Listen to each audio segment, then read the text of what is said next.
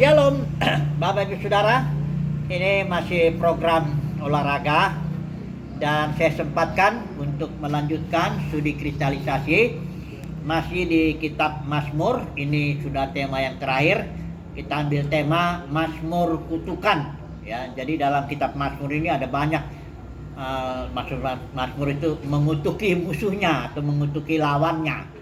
Ya, ini yang paling jelas. Sebenarnya banyak di ayat-ayatnya itu tersebar dalam 150 pasal kitab Mazmur ini. Tapi saya ambil ini pasal 35, pasal 69 dan pasal 109. Ini yang disebut biasanya Mazmur kutukan. Mari kita baca dulu apa maksudnya ini.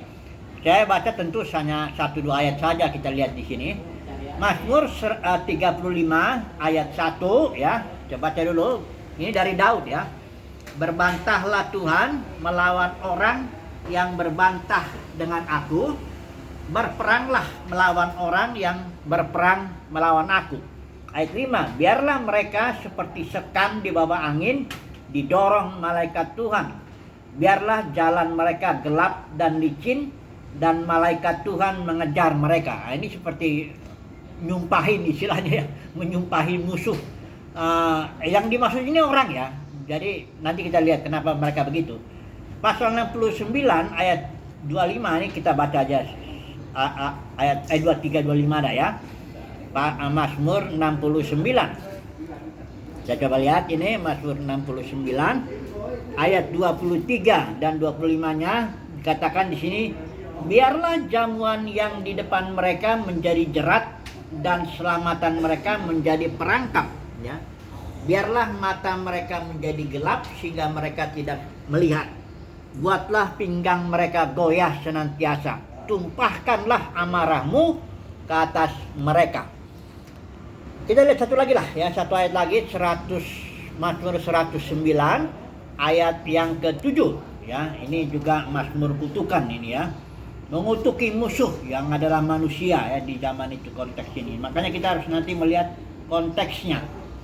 Mazmur 109 ayat 7, apabila dihakimi, biar, ini maksudnya bicara kepada musuh nih Daud ini, musuhnya Daud, apabila dihakimi musuhnya itu, biarlah ia keluar sebagai orang bersalah, dan biarlah doanya menjadi dosa. Bayangkan saudaraku, jadi ini Daud bilang musuhnya itu biarlah doanya pun menjadi dosa bagi dia.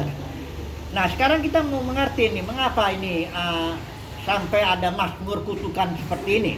Ya, nah kita harus melihat dulu konteksnya. Ini makanya pentingnya kita memahami ya konteks perjanjian baru dan perjanjian lama ini, supaya kita dalam memahaminya, menafsirkannya tidak sembarangan aja. Karena perjanjian lama ini secara umum itu jelas itu hanya nubuat, simbol ya, dan bayangan ya. Sementara perjanjian baru itu realitanya ya. Kalau 2:17 itu bilang Kristuslah realitanya, Kristus dalam batin. Jadi kalau yang di sini misalnya kerajaan Daud itu simbol aja daripada kerajaan Mesias yang ada dalam dimensi surgawi. Kerajaannya di dalam batin. The kingdom of God is within you ya. Tapi kalau simbolnya kerajaan Daud itu kerajaan beneran, ada istananya, ada lawan jasmaninya, ada pedangnya, ada macam-macam lah yang sebagaimana kerajaan manusia itu. Tapi itu simbol dan itu hanya sementara saja. Nanti ketika datang realitanya ini enggak lagi. Makanya kalau kita memahami Mazmur kutukan ini, kita harus tahu dulu bahwa musuhnya orang Israel itu orang. Kalau secara khusus itu 7 bangsa di tanah perjanjian itu, ya, yang dijanjikan Tuhan itu ada 7 bangsa yang bukan hanya dikutuk, itu mestinya ditumpas, ya, habis itu. Jadi kadang-kadang kita pikir, loh kenapa begitu? Ya iya, itu kan simbol aja, ya, untuk sementara memang berlaku, ya. Kalau dalam kitab Ibrani dikatakan kalau udah datang yang baru, ya perjanjian baru, yang lama ini yang udah dekat, udah tua, udah dekat kepada kemusnahannya, bukan berarti dibuang, bukan berarti ini bukan firman Tuhan perjanjian lama, bukan. Tapi sudah digenapi oleh Yesus Kristus dan sekarang ini Tuhan memperlakukan manusia dalam konteks perjanjian baru, termasuk Israel juga. Tuhan memperlakukan Israel saat ini dalam konteks perjanjian baru, ya. Enggak lagi simbol-simbol yang jasmani itu hanya simbol aja. Nah misalnya jadi gini, kalaulah kita tahu ya bahwa musuh Israel itu atau musuhnya orang kudus di zaman Israel itu memang orang. Ya, jadi kalau dibunuh pun disuruh tujuh bangsa itu disuruh dibunuh, apalagi kalau cuma dikutuk doang. Ya itu nggak apa-apa lah, itu memang firman Tuhan sesuai dengan perjanjian lama. Tapi dalam perjanjian baru Yesus lain lagi ngomongnya. Malah doakan musuhmu ya, jangan melawan orang yang melawan kamu, jangan melawan orang yang melukai kamu dan sebagainya. Ya. Nah, jadi kita harus tahu konteksnya aja lah. Firman Tuhan dalam perjanjian baru jelas, perjuangan kita bukan melawan darah daging, kita nggak melawan orang. Dalam konteks perjanjian baru ini, kita melawan itu roh jahat apa, walaupun roh jahat itu ya tentu bekerja dalam orang-orang ya. Tapi kita enggak. Oke, satu lagi poin ya. Saudaraku, ini Mazmur Daud ini kutukan lah, katakan ya, Mazmur kutukan ini sebenarnya menyerahkan penghakiman ke dalam tangan Tuhan, ya. Jadi dia doakan, tolonglah Tuhan, Engkaulah yang menghakimi ini musuhku ini, ya. Jadi di satu sisi ini tidak melawan istilahnya ya, dia hanya menyerahkan ya, biarlah Tuhan yang menghakimi ya. Nah, dalam perjanjian baru, nah ini sekarang saya mau masuk kepada satu bagian firman Tuhan yang kita harus renungkan ini ya, mengenai penghakiman dulu lah. Kalau di Yesaya 26 ayat 9 jelas itu firman Tuhan bilang, apabila engkau menghakimi bumi, maka penduduk bumi akan mengenal kebenaran. Jadi penghakiman Tuhan itu positif ya. Pertama memang penghakiman Tuhan itu ada sisi yang apa ya, hajaran ya, disiplin ya, apa yang ditabur orang itu yang dituainya. Jadi penghakiman Tuhan ada dua sisi. Sisi pertama itu adalah seperti penghukuman lah, boleh dibilang penghukuman. Tapi sisi kedua yang positifnya, penghakiman Tuhan membuat orang belajar kebenaran. Apabila Tuhan menghakimi bumi, maka bumi akan mengenal kebenaran orang-orang ini. Jadi penghakiman Tuhan itu jangan dilihat hanya satu sisi aja ya. Nah, oke, sekarang kita langsung masuk aja lah ke dalam konteks perjanjian baru.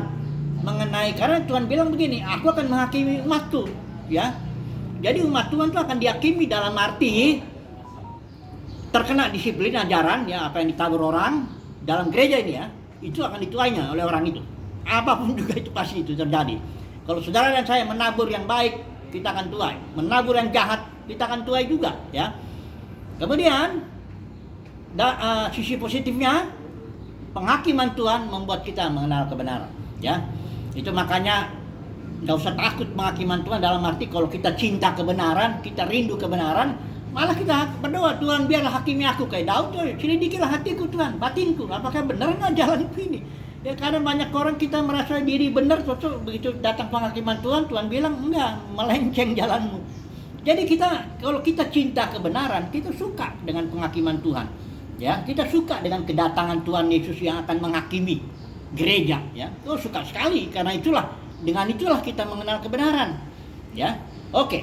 Nah ini ada satu bagian tentang kedatangan Tuhan yang bicara tentang gereja. Di antara hamba Tuhan, mari kita baca dulu ya. Ini ada, barangkali nggak perlu semua juga.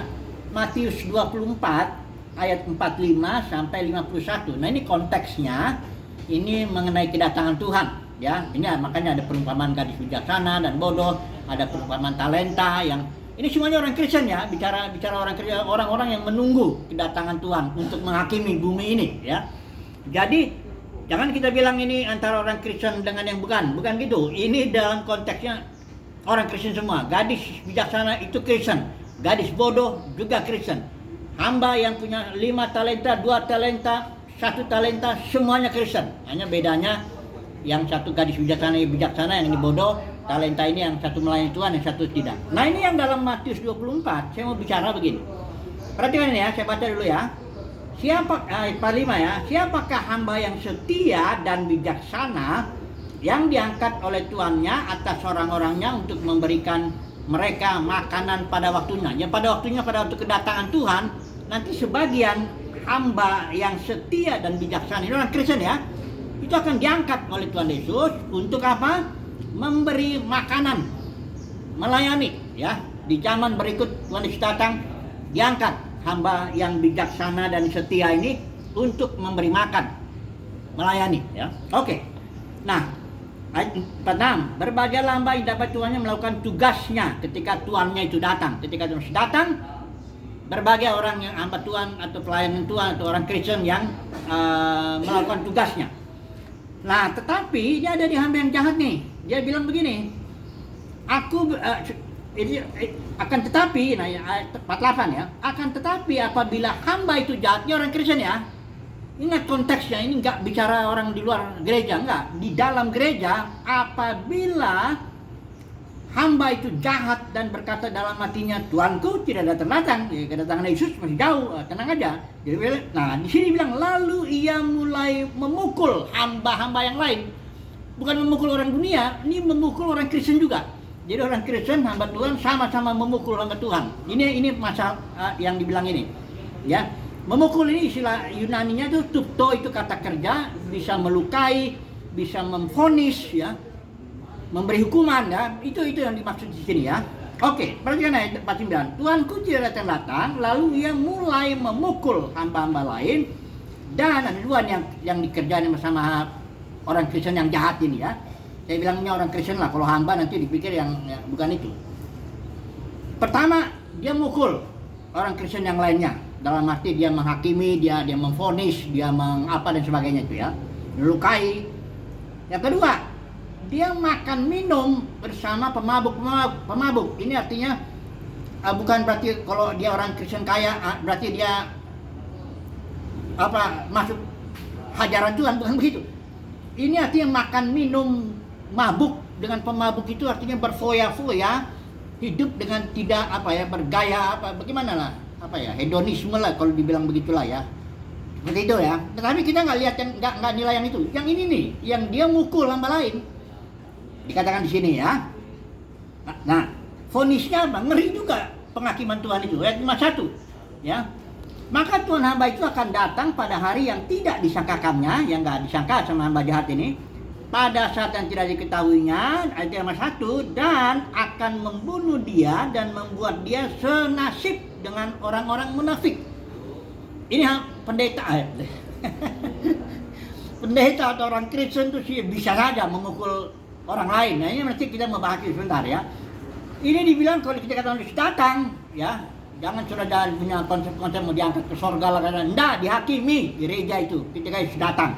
Dan ada sebagian orang nanti ini hamba jahat membuat Tuhan akan buat dia senasib dengan orang-orang munafik. Di sanalah terdapat ratap dan kertak jahatnya penyesalan ya. Oke lah, mari kita lihat dulu apa maksudnya seorang Kristen memukul orang Kristen lainnya ya, menghakimi ya, memvonis, ini punishment ya, menghukum ya.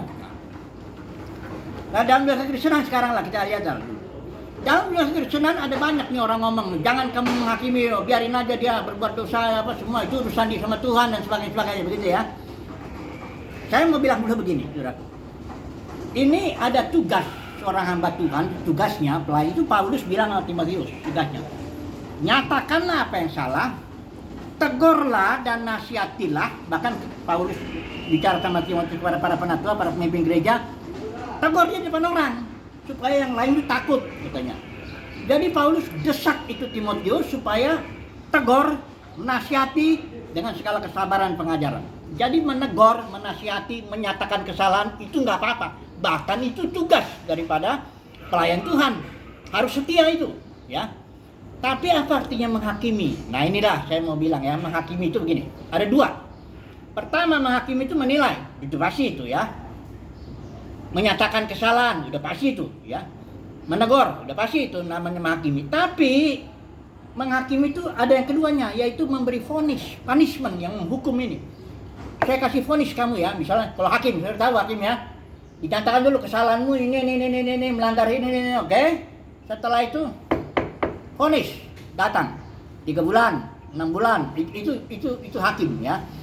Nah, sekarang gini, saya beri contoh langsung saya aja dah ya, karena saya juga tugasnya salah satu menyatakan kesalahan dalam dunia kekristenan ini ya.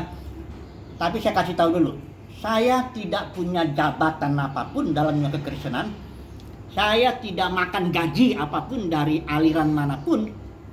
Saya orang bebas, saya bahkan di luar dunia kekristenan, melayani di luar dunia kekristenan. Saya udah nulis tuh buku tulisan singkat pelayanan di luar perkemahan. Banyak orang Kristen nggak sadar bahwa ada pelayanan di luar perkemahan. Dunia kekristenannya ada pelayanan di luar itu. Bahkan dari zaman Kain, bahkan Tuhan Yesus pun Yohanes Baptis itu semua rasul-rasul melayani di luar dunia keagamaan di zamannya. Nah, orang bebas seperti saya ini modelnya hanya bisa menyatakan kesalahan aja. Saya tidak punya otoritas untuk memberi vonis, tidak ada. Saya hanya mengatakan ini salah sesuai firman Tuhan, ini nggak benar sesuai firman Tuhan, ini jabatan yang haram, ini uang yang haram, Bileam, Nikolaus, Ijabel, ini semua saya hanya bisa menyatakan aja, ya. Nah, orang mau dengar atau tidak itu juga nggak masalah buat saya, karena saya mengatakan ini karena dalam rangka menjalankan tugas saya sebagai pelayan Tuhan. Nanti Tuhan akan menilai saya, menghakimi dan memvonis saya, ya. Apakah saya ini layak untuk melayani di zaman berikut atau tidak, ya. Jadi saya tidak mungkin menghakimi, saya hanya bisa menyatakan kesalahan. Saya kasih tahu ya siapa yang bisa menghakimi ya dalam kekristenan ini ya. Mereka yang punya jabatan, punya otoritas dalam satu organisasi atau denominasi atau apapun. Mereka ini tugasnya para pemimpin ini menilai bawahannya dan memberi vonis. Misalnya, kau bendahara, ini nipu ini, sudah kita vonis keluar atau apa, bahkan mencat apa wakilnya pun bisa. Itulah yang menghakimi. Ya saya katakan di sini ya, saya tegaskan ini ya. Yang menghakimi saudara seimannya adalah orang-orang yang punya otoritas dalam konteks organisasi. Itu yang bisa menghakimi. Kalau saya emang nggak bisa, cuma orang luar. Saya bisa ngomong cuma menyatakan kesalahan sesuai firman Tuhan suruh. Saya nyatakan kesalahan, saya nggak peduli juga saya. Karena saya nggak makan apa-apa dari situ. Saya nggak dapat uang, nggak dapat jabatan, nggak dapat hormat manusia dari situ. Dan saya lihat Yesus itu kenapa dia berani ngomong belak-belakan aja sama orang Farisi ahli Taurat. Dia bilang kok aku nggak cari hormat dari kamu. Ya, orang yang cari hormat itu dari orang lain, nah ya, jaim, jaga image. Nah, itu dia kalau ngomong tuh tergantung orangnya. Kalau orang miskin memang dihajar aja. Kalau orang kaya, dia akan, nah itu. Jadi, tadi lagi ya. Orang-orang yang bisa memukul, ini hati-hati nih ya, saya katakan ini, yang mungkin ya, memukul saudara seimannya, ya, itu dikategorikan hamba jahat ya. Itu adalah orang-orang yang punya otoritas untuk otoritas untuk memutuskan, memvonis. Ya. Itulah yang mungkin menghakimi. Jadi jangan bilang saya jangan menghakimi, enggak, saya nggak bisa menghakimi, saya nggak punya apa-apa. Ya orang luar, ya istilahnya mau didengarkan nggak dengar nggak apa-apa, ya. Tapi orang-orang yang dalam punya jabatan, punya hormat, dapat gaji lagi situ dia punya bawahannya, itu ya bisa divonis sama dia, ya. Oke ya, jadi kesimpulannya apa? Kesimpulannya begini, ini soal Mazmur kutukan ya. Kesimpulannya udahlah, sebagai hamba Tuhan, sebagai pelayan Tuhan, mari kita fokus saja cari Tuhan, cari kebenaran firman Tuhan. Kita nggak usah.